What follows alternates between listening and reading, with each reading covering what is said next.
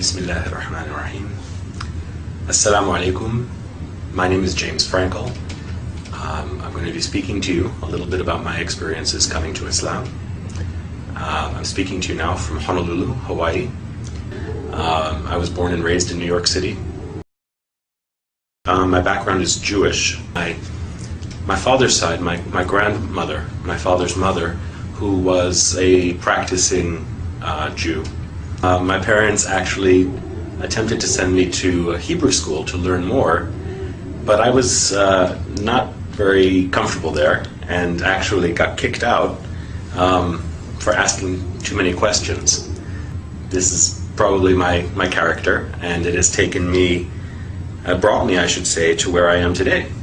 You know, as a professor and as a Muslim, I continue to ask a lot of questions. And I learned how to make salat. I learned how to pronounce the shahada. I learned how to make my wudu. All of these things from that book. And I started praying. I guess you could say I was a closet Muslim, because I was living in my parents' home at that time, and I would close the door and I would say my prayers. And even the first time that I ever fasted in the month of Ramadan, I did it completely on my own. I had no community.